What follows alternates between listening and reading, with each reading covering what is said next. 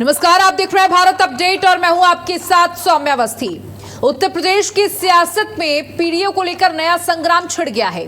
अखिलेश यादव ने पीडीए की परिभाषा बदलते हुए पीडी को पंडित का शॉर्ट फॉर्म बताया है और इसके साथ ही यूपी की सियासत में बयानों का पारा अचानक चढ़ गया।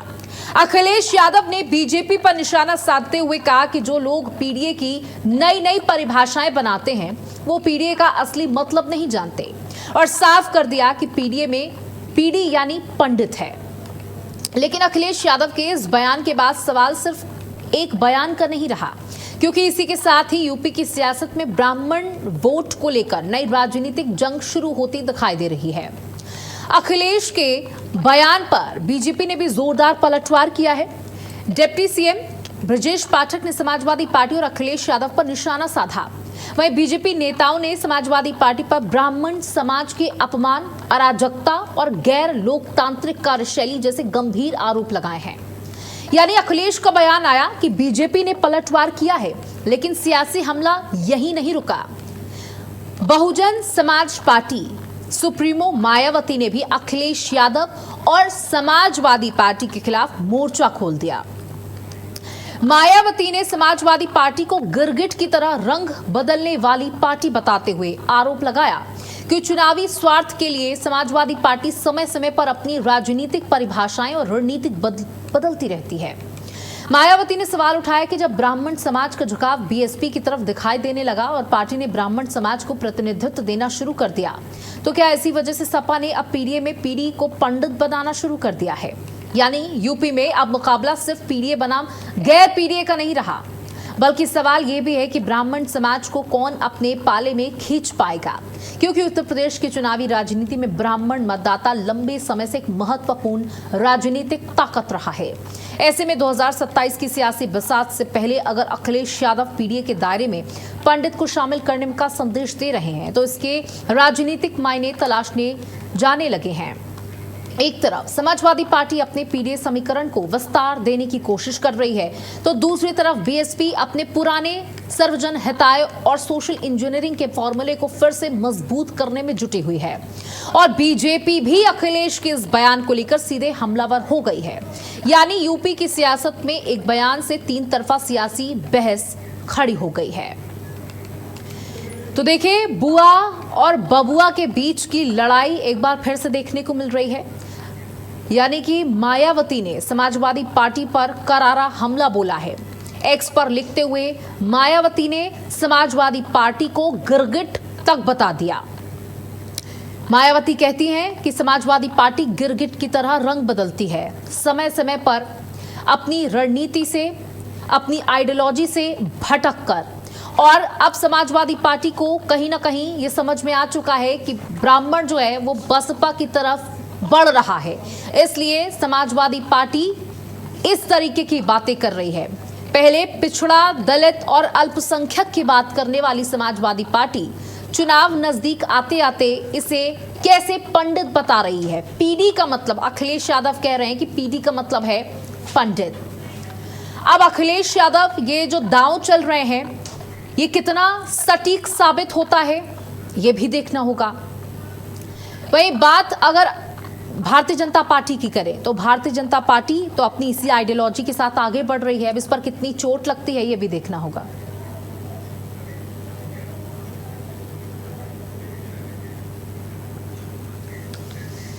तो चलिए अब इस बहस की शुरुआत करेंगे। हमारे साथ हमारे तीन मेहमान, दिनेश तिवारी भारतीय जनता पार्टी से अपना पक्ष रखेंगे, वहीं जगदीश सिंह समाजवादी पार्टी से अपना पक्ष रखेंगे, वहीं राकेश कुमार आजाद प्रवक्ता बसपा हमारे साथ जुड़ रहे हैं।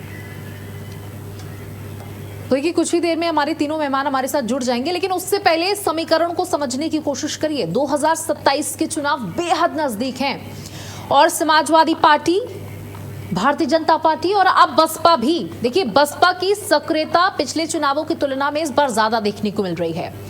और अगर बीएसपी जो 2007 वाली बीएसपी थी, जिसने ये नारा दिया था हाथी नहीं गणेश है, और उसका जबरदस्त प्रभाव पड़ा था और सरकार बनाई थी बीएसपी ने, बहुजन समाज पार्टी ने, उस नारे को एक बार फिर से मायावती याद दिला रही हैं। और कह रही हैं कि हमारी आइडियोलॉजी को चुराने का काम किया जा रहा है। जिस समाजवादी की पार्टी को आज तक ब्राह्मणों की याद नहीं आई, वो अचानक से इतनी ज्यादा ब्राह्मण हितैषी पार्टी कैसे बन गई है। सिर्फ और सिर्फ गिरगिट की तरह रंग बदलने का काम समाजवादी पार्टी कर रही है। वहीं अगर भारतीय जनता पार्टी की हम बात करें तो भारतीय जनता पार्टी लगातार घिरी हुई है राम मंदिर के मुद्दे को लेकर, और विशेषज्ञ ऐसा मानते हैं कि बुंदेलखंड क्षेत्र में हो सकता है, बुंदेलखंड क्षेत्र में अगर आज की स्थिति की बात की जाए तो भारतीय जनता पार्टी को नुकसान भी इस मुद्दे की वजह से हो सकता है। देखिए, लगातार हम बात कर रहे हैं कि अब अखिलेश यादव पिछड़ा, दलित और अल्पसंख्यक से एक कदम आगे बढ़ चुके हैं। अखिलेश यादव कहते हैं कि पिछड़ा, दलित, अल्पसंख्यक यानी पीडीए तो है ही, लेकिन हमारे पीडीए में पीडी का मतलब है पंडित। सुनिए अखिलेश ने क्या कुछ कहा। पीडीए की नई नई परिभाषा बनाते हैं। जब से पीडीए से वो लोग हारे हैं तब से पीडीए की नई नई परिभाषा बना रहे हैं वो लोग, लेकिन वो लोग भूल गए हैं पीडीए में पीडी पंडित का ही शुद्ध फॉर्म है। परिभाषा समय समय पर दूसरी बनाते हैं। वो जान ले कि पीडीए में पीडी जो है वो पंडित का शॉर्ट फॉर्म है, और जितनी पीड़ा दोगे, पीड़ा बढ़ाओगे, उतना ही पीडी और मजबूत दिखाई देगा। लोग तो देखिए, अभी आपने सुना अखिलेश यादव को। अखिलेश यादव साफ तौर पर कहते हुए ये नजर आ रहे हैं कि पीडीए का मतलब पिछड़ा, दलित और अल्पसंख्यक तो है ही, लेकिन यहाँ पर पीडी का मतलब पंडित भी है, पीड़ित भी है। हर वो वर्ग है जो भारतीय जनता पार्टी से परेशान है।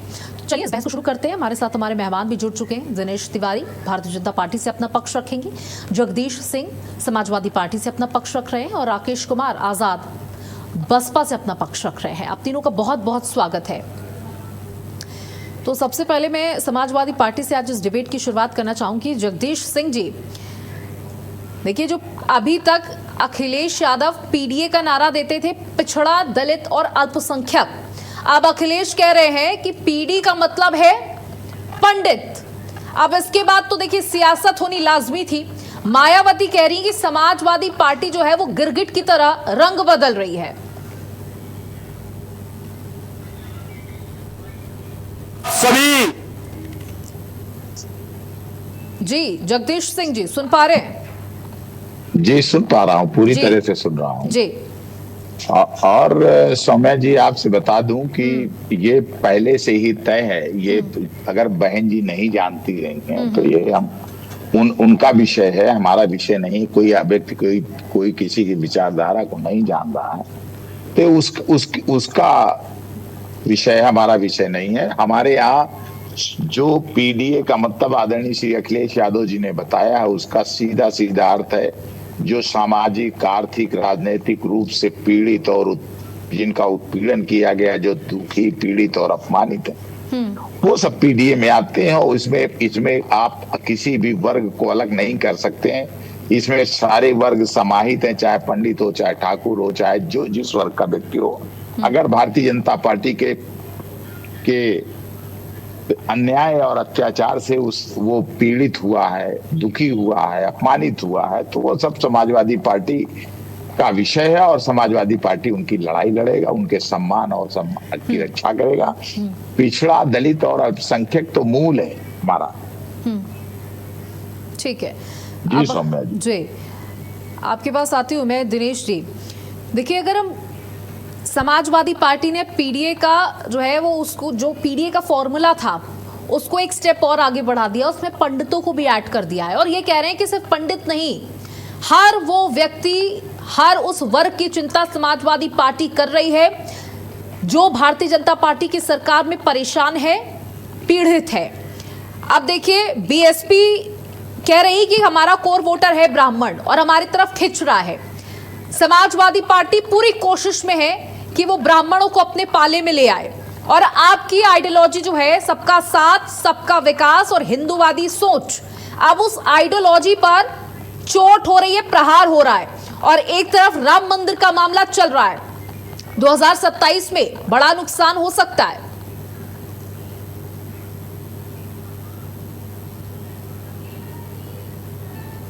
जी दिनेश जी। नमस्कार जी। मैं अभी जगदीश जी की बात सुन रहा था। उन्होंने कहा पीड़ित जो भारतीय जनता पार्टी से पीड़ित है वो हमारे साथ है। शायद समाजवादी के लोग नहीं भूल गए। तिवारी जी, साथ नहीं है, हम उनके साथ हैं। हम उनके साथ हैं, उनकी पीड़ा में हम उनके साथ। जी एक बात किसी भी व्यक्ति की सामाजिक, आर्थिक, राजनीतिक पीड़ा है तो हम उनके साथ। आप एक बात भूल गए, कृपया हमारी बात सुन लीजिए।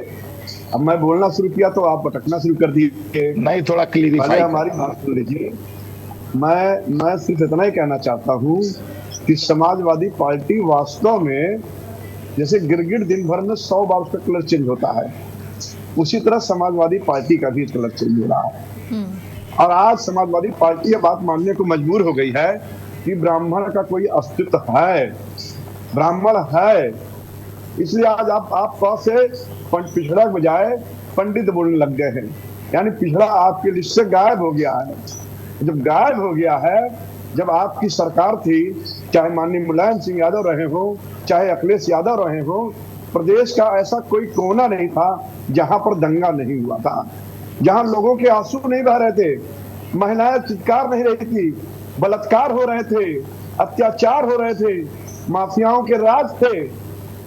तो क्या उसमें पूरा उत्तर प्रदेश पीड़ित था? उसमें सिर्फ पंडित नहीं था, खत्री भी था, यादव भी था, दलित भी था। तब आप कहां थे? तब आपके लिस्ट में पीड़ित नहीं था।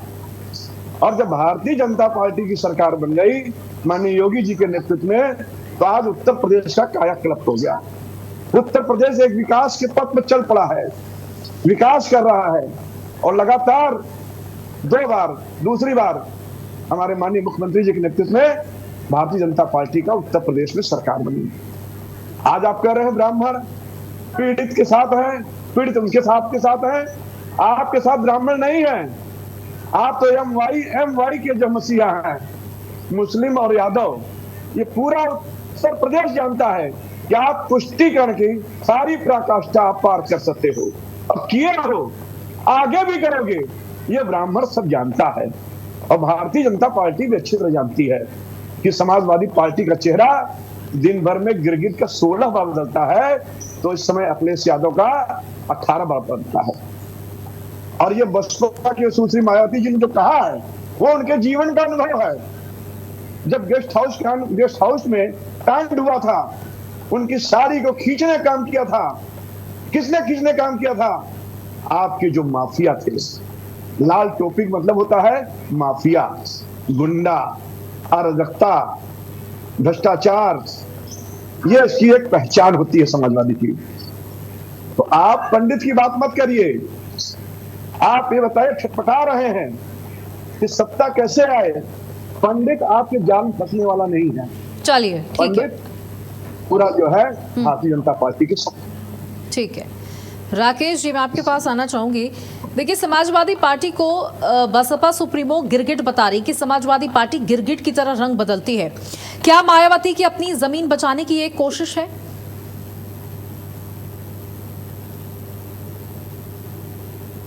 अनम्यूट कर लें।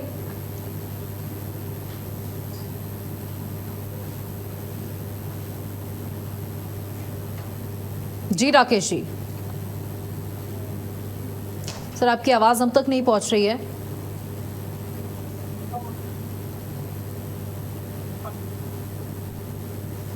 चलिए, आपकी आवाज हम तक नहीं पहुंच रही। जब तक मैं जगदीश जी के पास फिर से लौटना चाहूंगी। जगदीश जी, अभी आपने दिनेश जी को सुना, वो कह रहे हैं कि समाजवादी पार्टी के चरित्र को ब्राह्मण अच्छी तरीके से समझता है। आपने हमेशा से सिर्फ 2 लोगों को साधने का काम किया और अब आप गिरगिट की तरह रंग बदल रहे हैं। ऐसा है सौम्या जी, इनका काम है ये जो सोचे, ये तो भारतीय जनता पार्टी का इनकी मजबूरी है, राग अलापेंगे। लेकिन वास्तविकता है ब्राह्मण इस देश का और इस देश की जनता आज भारतीय जनता पार्टी की जो गिरगिटपन है वो पहचान गई है। आप समझिए सौम्या जी, जरा आप भी बुद्धिजीवी वर्ग से आते, सारे लोग यहाँ टीवी चैनल और जनता देख रही है। जनता के पूरे मनोमस्तिष्क में किसने क्या किया है, जनता बहुत बड़ी समीक्षक है। वो सबका कार्यप्रणाली सबकी देखती और जांचती रहती है। सौम्या जी, आप लोग तो अभी के हम लोगों ने देखा है कि इस देश में जहां सुई नहीं बनती थी, कांग्रेस सरकार ने पंडित नेहरू और गांधी जी के नेतृत्व में तमाम स्वतंत्रता संग्राम सेनानी लाखों लाख लोगों की उसमें शहीद हुए और उसके बाद देश को आजादी मिली। आप कहते हैं कि 70 साल तक देश में कांग्रेस ने शासन किया, और सौम्या जी बड़े दुख के साथ कहना पड़ रहा है कि 70 साल में को कांग्रेस का पूरे उत्तर प्रदेश गढ़ हुआ करता था कांग्रेस का। आप इमेजिन करिए, एक भी कांग्रेस का कहीं पे दफ्तर नहीं है, कार्यालय नहीं है किसी भी जनपद में। और ये भारतीय जनता पार्टी भ्रष्टाचार की जननी, लूट घसोट जिसने भगवान राम को भी नहीं बख्शा, आरएसएस और बीजेपी ने इसको इस तरह से लूटा है कि आप समझिए 5 स्टार दफ्तर बने हुए हैं हर जिले में। इनको कितने साल हुए हैं सरकार में आए हुए? 10 साल। सौम्या जी जरा इमेजिन करिए आप कि 10 साल में इन्होंने पूरे देश को खोखला कर दिया है। आज ये भ्रष्टाचार की बात कर रहे थे अभी तिवारी जी, दो दिन में सड़क टूटी है, और उसमें भारतीय जनता पार्टी का राज्यसभा सदस्य, प्रदेश का कोषाध्यक्ष नवीन जैन उस कंपनी का मालिक है, और 47,100 करोड़ रुपए की वो सड़क बनी है। और आप समझिए टूट करके, और आज मीडिया का सामना, आज मैं अभी भी आपके चैनल में जुड़ने के पहले मैं देख रहा था, वहां मीडिया के बंधु अगर जा रहे थे तो कोई उनकी बात का जवाब देने के लिए नहीं है। ये भ्रष्टाचार है। इन्होंने भगवान राम को लूटा, और जनता की लूटने की बात ये है, ये किसान को लूटा, नौजवानों की परीक्षा में भ्रष्टाचार करके मोदी और योगी अमित शाह जो है अपनी कोठरी भर रहे हैं, उनकी परीक्षाओं में धांधली करके।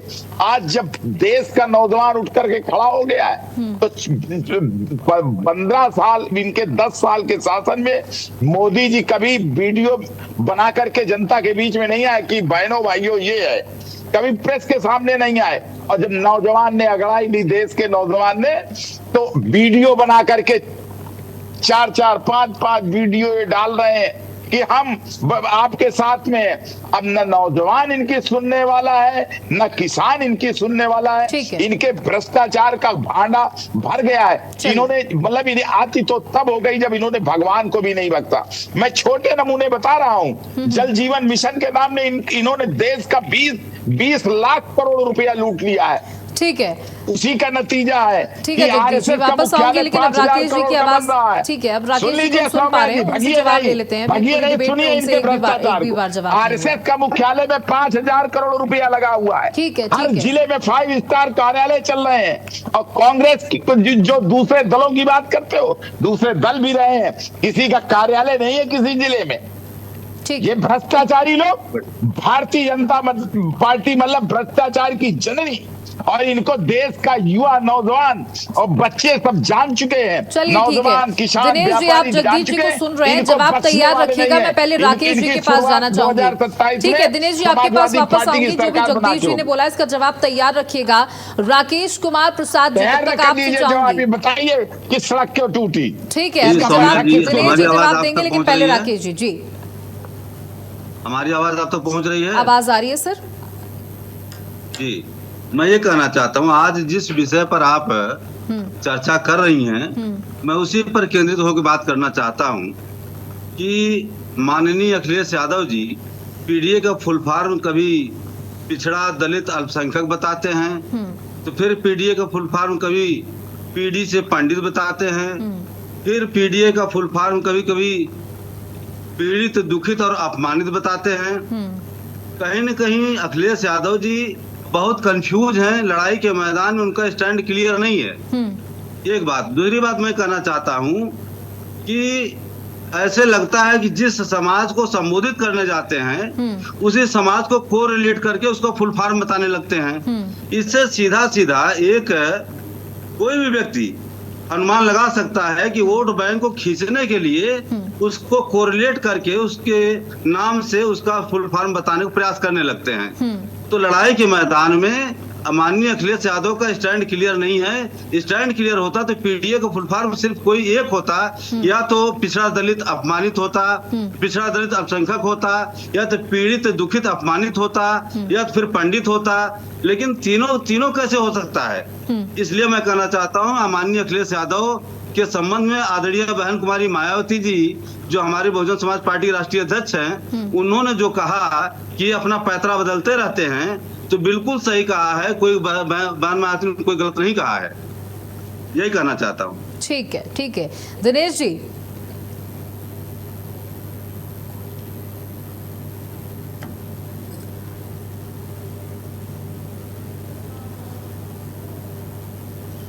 चलिए ठीक है, अभी दिनेश जी से हम कनेक्ट करें, तब तक जगदीश जी आपके पास आना चाहूंगी। देखिए, अभी राकेश जी ने कहा कि जनता कंफ्यूज हो रही है कि जिस जगह पर जाते हैं, जिस वर्ग को अखिलेश यादव संबोधित कर रहे होते हैं, वहीं से एक नया नारा निकाल देते हैं। अभी जो चुनाव निकल के गए लोकसभा के, उसमें पिछड़ा दलित और अल्पसंख्यक का नारा चला। अब जब 2027 के चुनाव हैं तो उसमें जोड़ लिया ब्राह्मणों को भी। तो मतलब जहां के जाते हैं वहीं के हो जाते हैं। अब जो वोटर है वो कंफ्यूज हो रहा है कि अखिलेश यादव आखिर में है किसके। ऐसा है सौम्या जी, कंफ्यूज हमारे भाई आजाद साहब है, राकेश भाई है। ये हमारी मर्जी, हमारा विषय, हमारी रणनीति क्या है। आप अपना काम करिए, हमारे पीछे क्यों परेशान है? हमारे पीछे इसलिए तो आप पीछे बनाते हैं सर, नहीं आप पीछे बनाते हैं। कैसे? जब ब्राह्मण समाज के लोग बड़े राकेश भाई, मैं आपको सुनना था, मेरी बात सुनिए। बनाया तो आप जो है पीडी का फुल फॉर्म पी फॉर पंडित बताने लगे। इसके पहले पी फॉर आप पिछड़ा बताते थे, तो पी फॉर कभी पीड़ित बताते थे।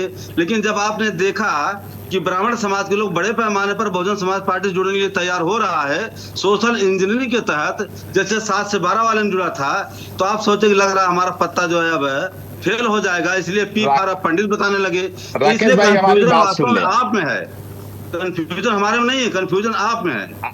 आपकी सारी बातों का जवाब मेरे कथन पे आ जाएगा। आप जरा धैर्य से सुनिए, मैं आपको डिस्टर्ब नहीं करता राकेश भाई। आप जो है पूरे देश में आप प्रासंगिक हो गए, परेशान मत होइए। आप पूरे देश में आप प्रासंगिक हैं। हमारा जो शुरू से स्टैंड रहा, और इसी स्टैंड के कारण हम उत्तर प्रदेश में नंबर 1 की पार्टी हैं। समाजवादी पार्टी और उसके नेता श्री अखिलेश यादव उत्तर प्रदेश में नंबर 1 पर हैं, और इसी पीडीए के दम पे हैं। जो पीडीए पीड़ित दुखी अपमानित पिछड़ा दलित अल्पसंख्यक जो नारा दिया था अखिलेश जी ने, उसी के दम पर अखिलेश जी आज उत्तर प्रदेश में नंबर 1 पर हैं और आगे सरकार बनाने जा रहे हैं। उसमें सारे वर्ग, जितना भी भरोसा और विश्वास सारे वर्गों का है, सौम्या जी वो समाजवादी पार्टी के नेता आदरणीय श्री अखिलेश यादव जी के साथ में। और सौम्या जी, मैं जो कह रहा था कि भारतीय जनता पार्टी ने जिस तरह से देश को लूट लिया, जिस तरह से देश में, ये तो कहिए कि ये मैं बधाई दूंगा सौम्या जी, इन नौजवानों को, इन बच्चों को, हमारे बच्चों ने जिस तरह से लड़ाई लड़ी इस तानाशाह के खिलाफ, जिस तरह से बच्चों ने जैसे कि कहा झुकना नहीं, इन्होंने कहा था, इनका वक्तव्य आया था भारतीय जनता पार्टी का कि हम लोगों के यहाँ इस्तीफा नहीं, झुकते नहीं हम लोग। तो इनको, इनकी तानाशाही सरकार को झुकाने वाले इन बच्चों ने, देश के नौजवानों नौनिहालों ने, भारतीय जनता पार्टी को तो छात्रों ने झुका दिया आपके हिसाब से। भारतीय जनता पार्टी को तो झुका दिया छात्रों ने आपके हिसाब से, और धर्मेंद्र प्रधान का इस्तीफा हो गया। अब एजुकेशन सिस्टम में क्या सुधार लाने, उसके लगातार प्रयास चल रहे हैं, और आरएसएस प्रमुख खुद कह रहे हैं कि भैया बातों को पहले सुनिए, कंप्लीट होने दीजिए। इस देश को सौम्या जी गुण जैसा आरएसएस और भाजपा का रही है। अरे आरएसएस प्रमुख तो खुद कह रहे हैं कि बच्चों की बात को पहले सुन लेना चाहिए था। बच्चों की बात को सुन लेते तो इतने लंबे वक्त तक उनको आंदोलन पर नहीं बैठना चाहिए। और उन्होंने खुद कहा कि भाई एजुकेशन सिस्टम में बहुत सारी कमी है, लेकिन समाजवादी पार्टी रांची में चल रहे आंदोलन को लेकर कुछ क्यों नहीं बोलती? ऐसा है सौम्या जी, आप एक दिन रांची पे डिबेट रख लीजिए, नौजवानों पे डिबेट रखिए, व्यापारियों पे डिबेट रखिए। आप तो परेशान है पूरा मीडिया, गोदी मीडिया, कि अच्छा। कैसे समाजवादी पार्टी के जो सर ये भारतीय डिबेट जनता तो पार्टी को पंडित नुकसान पीडीए को करेगा। लेकर के थी आप ना, जो है वो पीडी डिबेट मतलब का टॉपिक ही नहीं पंडित, तो फिर रखेंगे। आपने यहाँ पर उस आंदोलन का जिक्र क्यों किया, छात्रों का जिक्र क्यों किया? जब मैंने हमारा रांची की जो बात करी तो मन होगा आपको सो करेंगे। मिर्ची लग गई, आप तुरंत गोदी मीडिया पर उतर आए। मिर्ची आपको लग गई। बिल्कुल मिर्ची, मुझे क्यों मिर्ची लगेगी सर? मेरा क्या लेना देना है? मेरा काम सवाल पूछना, मैं पूछ रही हूँ, आप उस पर भड़क गए। हमारी विचारधारा आप नहीं बदल देंगे। हम पी से पंडित कहें या पी से पिछड़ा आप कहें, कंफ्यूज हैं पी सर, से आप दलित कंफ्यूज कहें, हैं। ये हम अरे सर, आंदोलन दिल्ली में हो, आंदोलन लखनऊ में हो, आंदोलन रांची में हो, अगर समाजवादी पार्टी छात्रों की हितैषी है तो उसे हर जगह बोलना चाहिए। ऐसा है, शायद आप किसी दूसरे देश घूमने चली गई थी। नहीं, मैं यही हूँ नहीं, सर। आपने नहीं, अगर यही थी तो आपने देखा कि पूरी की पूरी समाजवादी पार्टी के सांसद बच्चों के साथ खड़े थे। हमारी नेता श्रीमती डिंपल यादव जी कहाँ? पूरे सांसदों को रांची में? लेकर जिस दिन 20 तारीख को मार्च था, रांची बच्चों गई के क्या साथ डिंपल यादव? जाकर के मार्च किए हैं। रांची गई क्या डिंपल यादव? जहां जरूरत होगी वहां हमारे आंदोलन 16वां दिन है सर, आज भूल जाइए, 16वां दिन है आज। एक भी दिन आपके समाजवादी पार्टी का तो एक भी नेता नहीं दिखाई दे रहा है, सुनना बंद कर दे। राहुल गांधी भी नहीं दिखाई दे रहे हैं। दिल्ली में तो सब दिखाई दे रहे थे, वहां क्यों नहीं दिखाई दे रहे? यही तो सर बात है कि आप लोग असल मुद्दों पर राजनीति करते हैं, चाहे वो कोई भी पार्टी हो। एक मिनट जरा मेरी बात, अपना जवाब ले लीजिए हमसे। मैं ये कहना चाहता हूं कि आप इस सरकार में भारतीय जनता पार्टी इस समय, सौम्या जी, जवाब प्रश्न मीडिया का बनता है भारतीय जनता पार्टी से आप करिए, उसकी कमियों को निकालिए। आप जो है विपक्ष के पीछे पड़ी हुई है, बिल्कुल नहीं जनता सर, देख रही है, तो यही आपकी क्रेडिबिलिटी खराब होती है। बिल्कुल नहीं सर, हमारी क्रेडिबिलिटी नहीं खराब हो रही है। यहाँ पर आपकी जो विचारधारा है उस पर सवाल खड़े हो रहे हैं कि जब दिल्ली में 2027 के चुनाव है तो अखिलेश यादव को अपनी राजनीति चमकानी थी तो दिल्ली पहुंच गए, डिंपल यादव पहुंच गई, लेकिन जो झारखंड में चल रहा है उस पर एक टिप्पणी नहीं आई। यहीं पर आप लोगों पर क्वेश्चन मार्क खड़ा हो जाता है। चलिए दिनेश जी जवाब दीजिए जरा, भारतीय जनता पार्टी से पूछिए सौम्या। अरे उनसे तो सवाल ले ही रहे ना सर, अच्छी एंकर है, उनसे तो सवाल ले ही रहे हैं, उनसे तो सवाल ही ले रहे हैं। सरकार का तो काम जवाब देना है, वो जवाब देंगे। दिनेश जी जवाब दीजिए। सौम्या जी, जो सपा ने प्रश्न उठाए हैं कि इनका कार्यालय 5000 करोड़ का बन गया, पूरे देश में लाखों करोड़ के इनके कार्यालय बन गए, टॉपिक ये नहीं है ना पैसा कहां से आया इनके पास? राम मंदिर का मुद्दा था, आप हमारी डिबेट में कितनी बार आए, हमने इस मुद्दे को प्रमुखता के साथ उठाया। जो जनता से जुड़े हुए मुद्दे हैं, भारत अपडेट उसको बखूबी उठाना जानता है, लेकिन अब आप आरएसएस का कार्यालय कहां बना उसकी जानकारी हमें तो नहीं है, तो आप वो पर्सनल लेवल के क्वेश्चन उनसे करिएगा, लेकिन हमारा आज जो टॉपिक है हम उस पर रहना चाहेंगे। दिनेश जी देखिए, पीडीए का नारा अब अखिलेश यादव ने पंडित दे दिया है और बसपा कह रही कि ब्राह्मण तो हमारे साथ है। अब कहीं ना कहीं जिस आइडियोलॉजी पर आप चल रहे थे, जिस राह पर आप चल रहे थे और आपको लगातार जीत हासिल हो रही थी, अब कहीं ना कहीं वो राहत थोड़ी सी डगमगाती हुई नजर आ रही है।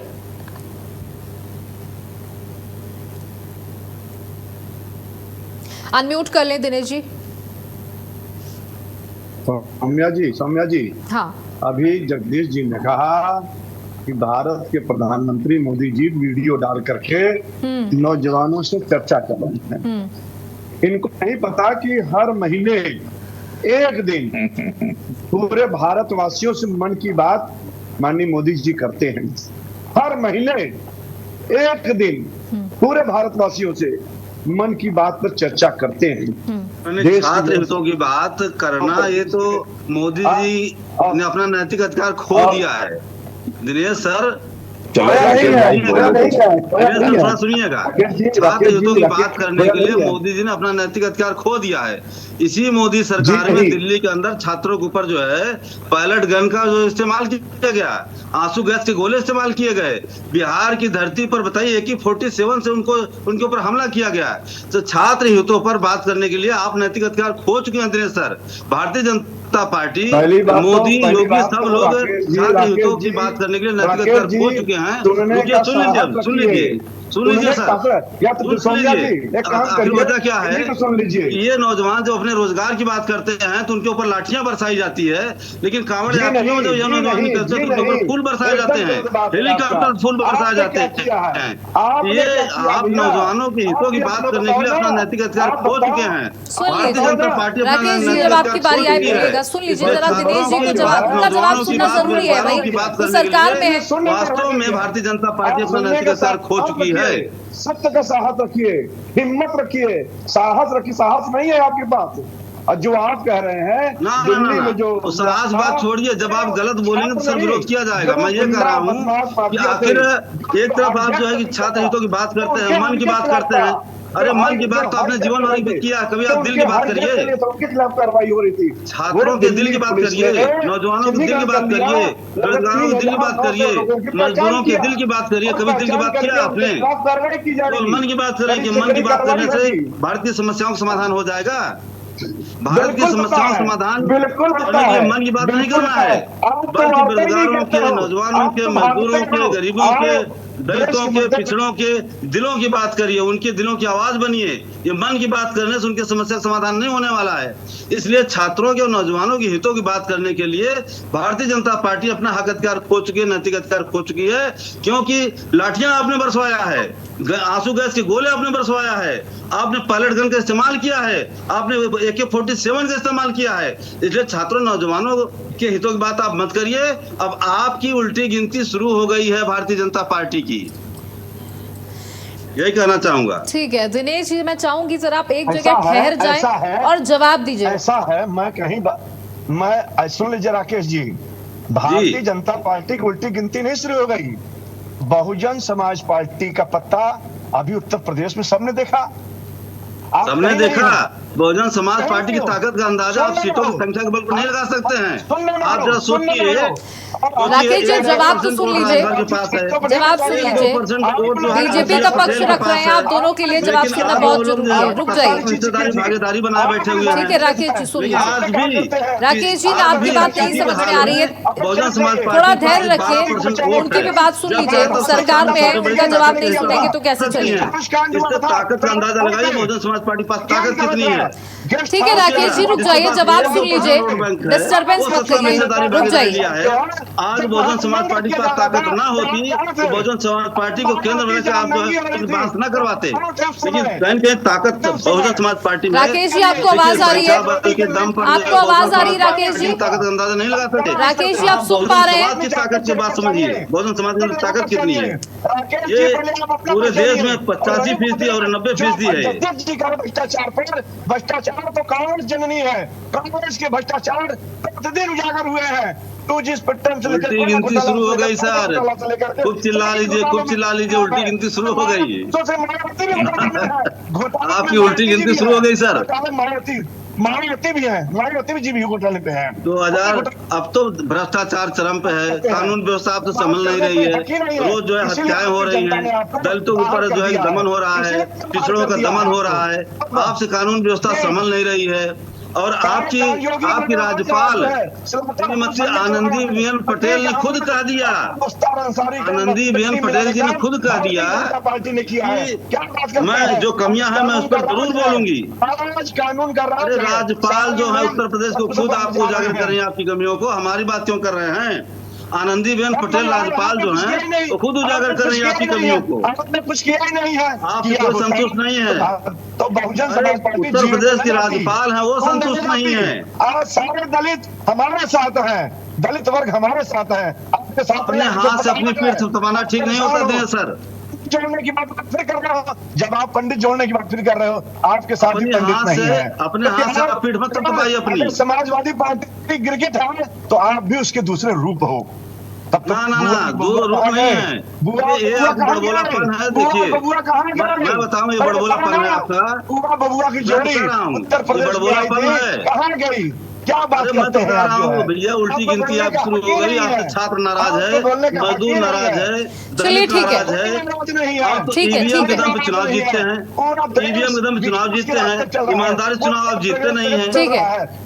ईमानदारी चुनाव जीते तो समझ में आया आपको। एयरपोर्ट, कई एयरपोर्ट बन चुके हैं, एक्सप्रेसवे के रूप में पहचान केवल हो चुकी है। कंटिन्यू आप बोलना जानते देखिए, ये हैं तो बस। जनता तय सुनने- करेगी सुनने कि क्षमता जो तो नए है नहीं नए आपके नारे अंदर। निकाले जा रहे हैं उस पर जनता सुनने विश्वास क्षमता तो है करती नहीं है या आपके नहीं अंदर। करती। जगदीश जी, मैं आपके हैं पास जो आना है। चाहूंगी। तो बोलने का अब देखिए, हक ही नहीं पीडीए है। में पंडित को तो आपने जोड़ लिया, अगर गद्दी मिलती है उत्तर प्रदेश की तो पंडितों के लिए समाजवादी पार्टी के खजाने में क्या कुछ होगा? जैसा कि हमारे नेता श्री अखिलेश यादव जी ने सौम्या जी कहा जी। कि पूरा का पूरा सम्मान होगा और पूरा का पूरा स्थान होगा। आप ये पहले से आप थोड़ी तय कर सकती। हमारा तो जो हम लोग समाजवादी है सौम्या जी, समाजवाद का मतलब ये है, आप तो पढ़ी लिखी महिला हैं, इसकी देश समाज में आर्थिक, सामाजिक, राजनीतिक जो गैर बराबरी है, भेदभाव है, उसको समाप्त करना है। समाज के नीचे से बैठे लोग को ऊपर लाना है, ये समाजवाद है। हमको सत्ता, हमारी विचारधारा है। हम भारतीय जनता पार्टी जैसे बेईमान और लुटेरे नहीं हैं। जिस तरह भारतीय जनता पार्टी ने आज देश में, मुझे कहना नहीं आता कि अपना कुछ नहीं करना। हाँ। इस देश में ऐसी विचारधारा आई सरकार में सौम्या जी कि अपना कुछ करना नहीं, केवल दूसरों को गाली देना। जो कुछ है, अगर लोकसभा में मोदी जी खड़े होंगे तो नेहरू जी को गाली देंगे, अगर विधानसभा में खड़े होंगे हमारे मुख्यमंत्री जी तो समाजवादी पार्टी को गाली देंगे। कोई कहता है किस तरह की भाषा का प्रयोग करते? अरे आप अपनी बात रखिए, हमको गाली दे करके आपको क्या मिलेगा? और जिस तरह से भारतीय जनता पार्टी ने आज देश की जनता समझ चुकी है सौम्या जी कि जिस तरह ने इन लोगों ने लूट करके, वो तो मैं धन्यवाद दूंगा इस देश की जनता और इस देश के नौनिहालों को, उन बच्चों को जिन्होंने इनके घमंड को तोड़ दिया। और इसमें कोई दो राय नहीं है। सरकार को झुकाने का काम पहली बार इन जेल जी ने किया, बच्चों ने किया, और उसमें पूरे के पूरे, अगर बच्चों ने जंतर मंतर में घेरा तो सरकार को संसद के अंदर संपूर्ण विपक्ष ने घेर करके ऐतिहासिक काम किया। इसलिए कि ये सारा का सारा विपक्ष, बिल्कुल कोई दो राय नहीं है कि पूरा विपक्ष एकजुट हुआ था इस मुद्दे पर, लेकिन अगर विपक्ष पहले ही आवाज उठा लेता बच्चे धन्यवाद तो बच्चों को सड़कों पर ना आना पड़ता है। सर, ये भी बात आपको जगदीश जी मानना पड़ेगा कि अगर विपक्ष पहले सड़कों पर आ जाता तो बच्चों को सड़कों पर ना आना पड़ता।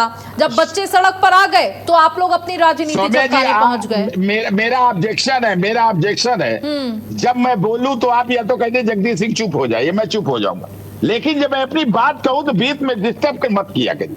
बीच में आप आपकी बात अगर गलत लगेगी तो मैं बोलूंगी ना। आप मेरी बात को आने नहीं देना चाहती है जनता के बीच में।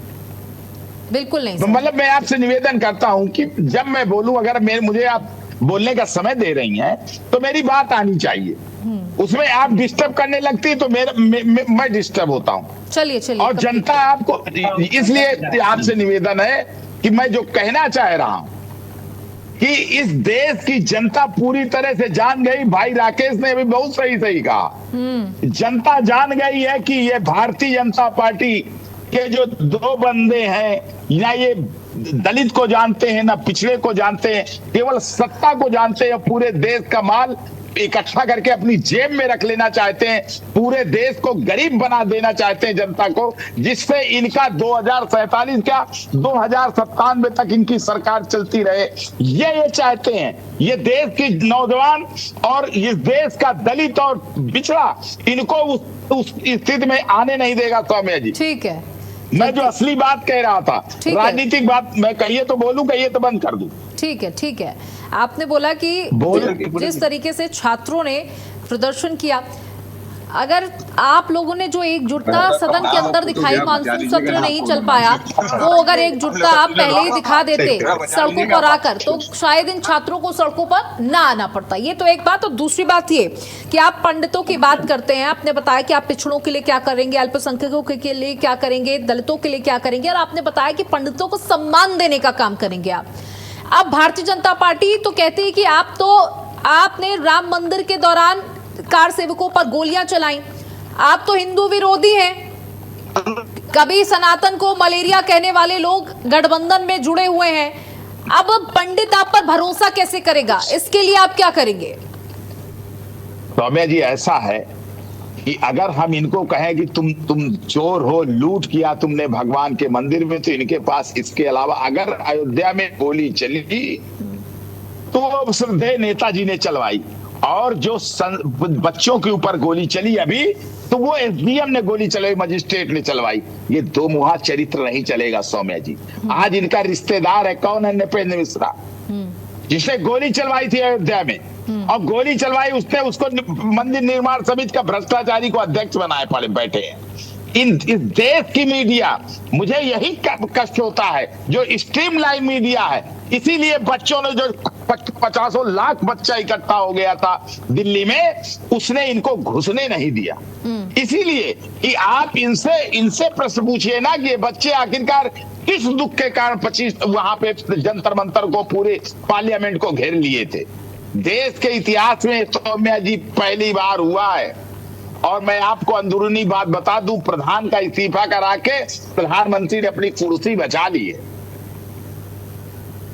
ठीक है, अब आप और मैं आपसे फिर से कहना चाह रहा हूं सौम्या जी, भारतीय जनता पार्टी समझ जाए और अपनी स्थिति ठीक कर ले। ये जो भ्रष्टाचारी बैठाल दिए हैं, आज जिस जगह जाइए, चाहे जिस दफ्तर में चले जाइए, अगर सरकार की नियुक्ति है तो वहां आरएसएस का बंदा बैठा है, न दलित बैठा है, न पिछड़ा बैठा है। और जिस तरह से हर कॉन्स्टिट्यूशनल पोस्ट पे आरएसएस का बंदा बैठा हुआ है, और भ्रष्टाचार से आकंठ डूबा हुआ है, और खुलेआम पैसे की मांग कर रहा है। तो ये भारतीय जनता पार्टी का चाल चरित्र और चेहरा है। 5,000 करोड़ रुपए का आरएसएस का मुख्यालय बन रहा है। मैं डंके की चोट पे कह रहा हूं आपके टीवी चैनल पे। दिनेश जी जवाब दीजिए। इन मुद्दों को उठाइए देश में। ठीक है, दिनेश जी जवाब देंगे। दिनेश जी जवाब दीजिए। के मानस पटल पे आना चाहिए कि भारतीय जनता पार्टी से बड़ी भ्रष्टाचारी सरकार आज तक भूतो न भविष्य न हुई है, न होगी। ये कहते हैं कि हम देश को आगे ले जाएंगे। अमृत काल है, अरे ये विष काल है। जो विष बो दिया आपने देश के अंदर, न नौजवान के आप हैं, न किसान के आप हैं, न व्यापारी के आप हैं। दिनेश जी, ना किसानों के आप हैं, ना व्यापारियों के आप हैं, आप किसी के नहीं हैं। सिर्फ आप लोग भ्रष्टाचार कर रहे हैं, अपनी जेबों को भर रहे हैं, बड़े बड़े कार्यालय बन रहे हैं। आरोप लगा रही समाजवादी पार्टी, और ये भी कह रही कि 2027 में यूपी से आपका जाना तय है। मैं बोलूं? जी आप भी सौम्या जी, पहली बात तो इन्होंने बताया समाजवाद का अर्थ। शायद इन्होंने समाजवाद का अधूरा अर्थ बताया। एम और वाई यानी मुस्लिम और यादव, ये इनका समाजवाद का अर्थ है। पूरा उत्तर प्रदेश जानता है। और जहां तक रही भ्रष्टाचार की बात जो आप कह रहे हैं, ये समाजवादी पार्टी जब इनकी सरकार थी तो इनकी सड़कें बना करती थी और बोलते थे काम बोलता है। एक तरफ सड़क बन रही थी, दूसरी तरफ टूट रही थी। आज अगर कोई कहीं कमी है तो सरकार तुरंत एक्शन ले रही है। जो भी अधिकारी हैं उनको निलंबित कर रहे हैं, जो भी एजेंसी उसको ब्लैक लिस्टेड कर रहे हैं, उसको और बेहतर कैसे बने इस दिशा में हम काम कर रहे हैं। और जहां तक समाजवादी की बात जो कहे, जो ये बोले, समाज आप बताओ, जब इनकी सरकार थी 400 दंगे उत्तर प्रदेश में किसने कराया था? समाजवादी पार्टी ने कराया था ना। कौन कराया था? इनके दंगों में व्यापारी परेशान थे, छात्र परेशान थे, महिला परेशान थे, सारे वर्ग हर जात के लोग परेशान थे। सब त्राई मची हुई थी, लोग रो रहे थे, माँ अपने बेटे से बिछड़ रही थी, पति पत्नी अपना बिछड़ रहे थे। वो उत्तर प्रदेश की गाथा बन चुकी थी। माफियाओं का राज चलता था। मुख्तार अंसारी अगर एक बार चल निकल पड़ता था, अतीक अहमद अगर एक बार बोल देता था, तो इन सब समाजवादियों के मुंह में सिल जाता था। इनके नेताओं के मुंह बंद हो जाते थे, किसी की आवाज नहीं निकलती थी।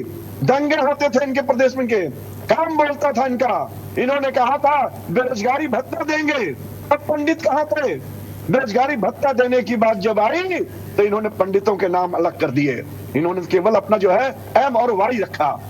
हम तो आज पूरे समाज को दावे साथ कहते हैं, छाती पीट कहते हैं कि हम हिंदू समाज के लिए काम कर रहे हैं।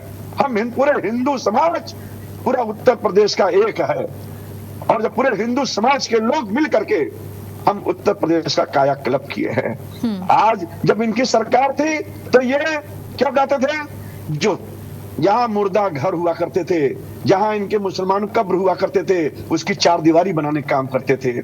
आज हमने भारत की जो संस्कृति रही, भारत की जो पहचान रही, ऋषि मुनियों का जो देश रहा है, उसको संवारने का काम किया है हमने। जो है भारतीय जनता पार्टी जो रहा 27 में, मुंगेरी लाल के सपने देखना बंद कर दे समाजवादी पार्टी के लोग। 27 में हम पुनः तीसरी बार योगी जी के नेतृत्व में सरकार बनेगी। जी सौम्या जी, मुझे बोलना चाहता हूँ। जी जी जी जी राकेश जी, मैं कहना चाहता हूँ, भारतीय जनता पार्टी के साथी से कहना चाहता हूँ, अपने हाथ से अपना पेट थपथपाना ठीक नहीं होता है। ये भारतीय जनता पार्टी अहंकार की शिकार हो चुकी है।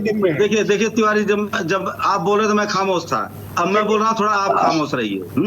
थोड़ा आप जो है शांति को परिचय दीजिए, ठीक है। मैं ये कहना चाहता हूँ कि भारतीय जनता पार्टी अहंकार की शिकार हो चुकी है। कैसे बता रहा हूँ आपको, यही माननीय राजनाथ सिंह कह रहे थे कि भारतीय जनता पार्टी में इस्तीफे नहीं होते हैं।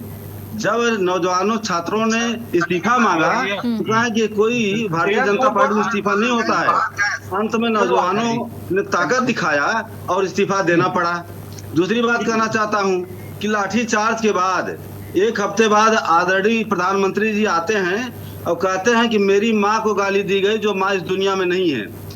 ठीक है, पूरी दुनिया में चाहे जिसकी माँ हो, माँ की कीमत एक होती है, चाहे जिसकी माँ हो। तो मैं कहना चाहता हूँ, आप जिसको जर्सी गाय बोल रहे थे, क्या वो किसी की माँ नहीं थी? क्या आप किसी को जो है कि 50 करोड़ की गर्लफ्रेंड बोल रहे थे? बहुत अच्छे राकेश भाई, और इनकी कमजोर नजर में आप जो कांग्रेस की विधवा, वो कौन विधवा जो पैसा खा गई? कांग्रेस की कौन सी विधवा है? वो किसी की माँ नहीं थी क्या? आपकी माँ है और दूसरी की माँ नहीं है। इसलिए मैं कहना चाहता हूँ कि भारतीय जनता पार्टी अहंकार का शिकार हो चुकी है। दूसरी बात मैं कहना चाहूँ, यही भारतीय जनता पार्टी लोग कहते थे जब सत्ता में नहीं थे तो, कि गाय को हम राष्ट्रीय जो है राष्ट्र माता घोषित करेंगे। अब जब सत्ता में आ गए तो बीफ एक्सपोर्ट में नंबर 1 पे चल रहे हैं लोग। बिल्कुल राकेश जी, देखिए भारतीय जनता पार्टी तो आपके लिए दिक्कत बनी हुई थी, उसके बाद समाजवादी पार्टी ने आपके कोर वोट को भी घसीटना शुरू कर दिया। अपने ही हाथ से अपनी पेट थपथपाने में राकेश जी, आप बात माहिर होते हैं। सुनिए, ठीक है, मैं कह रही हूँ कि भारतीय जनता पार्टी तो देखिए आपके लिए मुसीबत थी। अब समाजवादी पार्टी ने भी आपके कोर वोट को घसीटना शुरू कर दिया।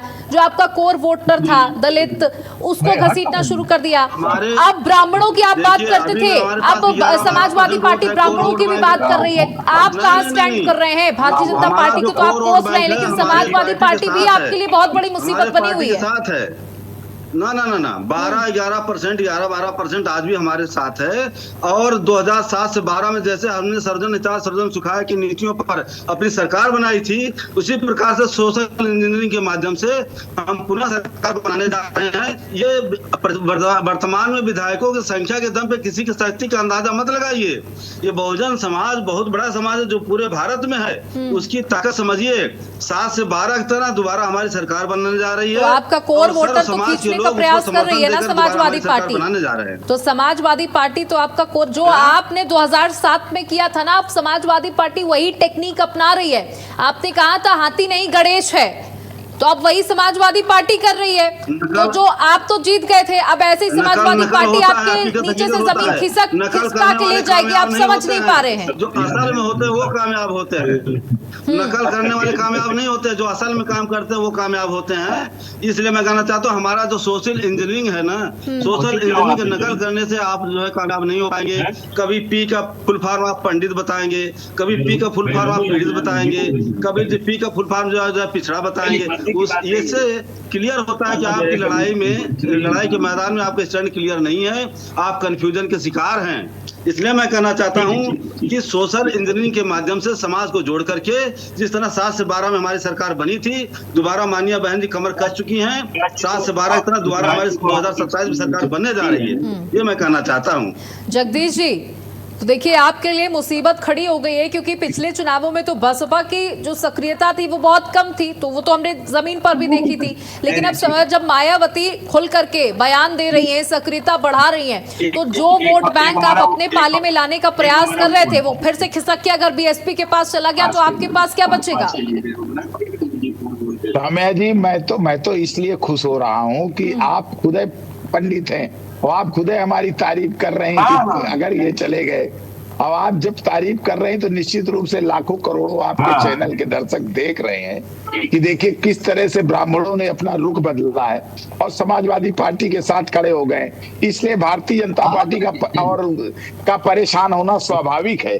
जिस वर्ग ने भारतीय जनता पार्टी को सींचा, पाला, पोसा, बड़ा किया, उसी वर्ग को भारतीय जनता पार्टी ने अपमानित किया, दुखी किया, पीड़ित किया। अगर वो वर्ग जो है पूरा का पूरा, लेकिन सर वो वर्ग तो ये भी समझ रहा है ना कि उस वर्ग को कभी आपने साधने का काम नहीं किया। जगदीश जी, कभी तो आप समाजवादी पार्टी के मुंह से पंडित शब्द नहीं सुनाई दिया। अब जब सुनाई दे रहा है तो जनता भी तो समझ रही होगी ना, वो वर्ग भी तो समझ रहा होगा ना कि आपकी क्या रणनीति है। इतना खुश मत होइए इतनी जल्दी कि पंडित सीधे दौड़े चले आ रहे हैं, साइकिल के पीछे पीछे दौड़े जा रहे हैं। सौम्या जी, मैं तो खुश इसलिए हो रहा हूँ कि आप खुश हैं। मैं तो खुश इसलिए हो रहा हूँ कि आप खुश हैं। और आप समझ लीजिए सौम्या जी कि भारतीय जनता पार्टी, हम लोगों ने जो है हमारे चाल चरित्र और चेहरों को पहचान करके वो नरेंद्र सिन्हा सौम्या जी, जी सुन पा रही हूँ सर, आवाज आ रही? जी सुन पा रही हूँ। कट गया था नेटवर्क जी।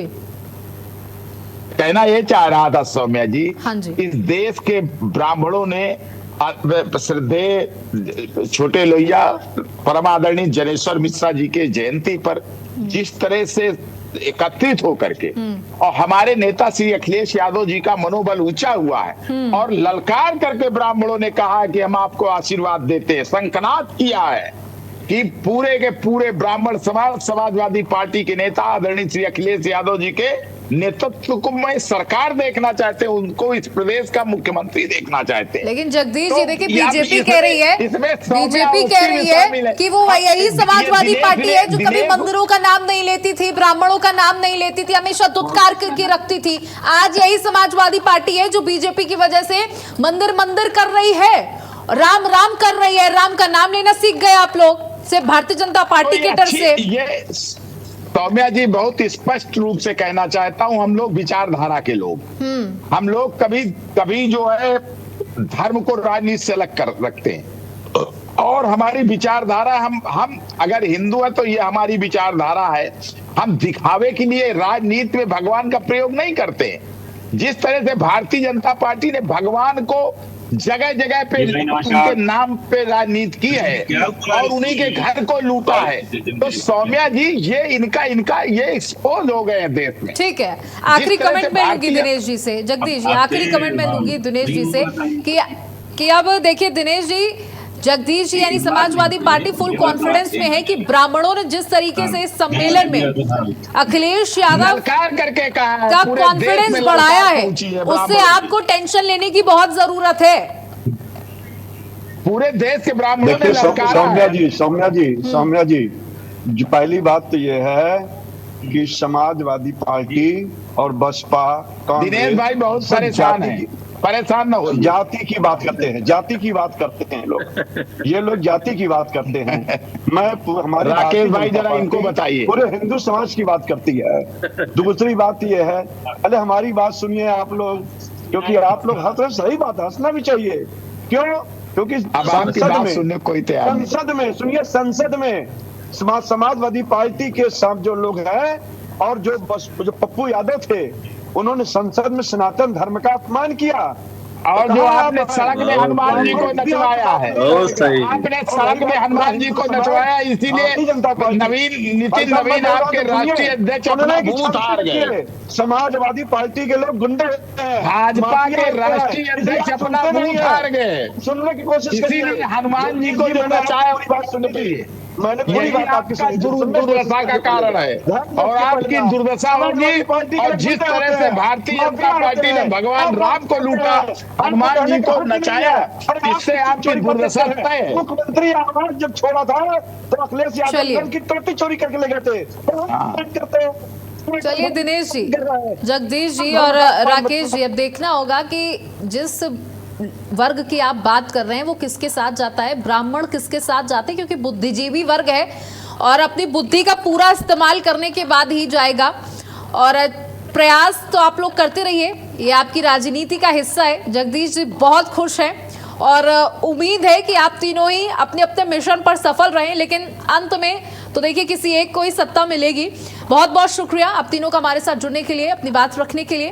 तो देखिए इस समय 2027 के चुनावों के लिए सभी दल अपनी पूरी कोशिश में लगे हुए हैं। सभी कोशिश ये कर रहे हैं कि हर वर्ग उनके साथ जुड़े। समाजवादी पार्टी अब पीडीए का नारा पिछड़ा दल अल्पसंख्यक के साथ पंडित को भी जोड़ चुकी है। वहीं भारतीय जनता पार्टी कह रही है कि हम तो सबका साथ सबका विकास करते हैं, हम किसी एक वर्ग को नहीं साधते हैं। वहीं बीएसपी ने भी कह दिया है कि हमारा कोर वोटर है ब्राह्मण। और अब जब समाजवादी पार्टी ये समझ रही है कि ये हमारे साथ जा रहा है तो वो तड़पड़ा रही है। समाजवादी पार्टी गिरगिट है और गिरगिट की तरह रंग बदलती है समय समय पर। अब देखना होगा जनता किसका साथ देती है। इतना ही, नमस्कार।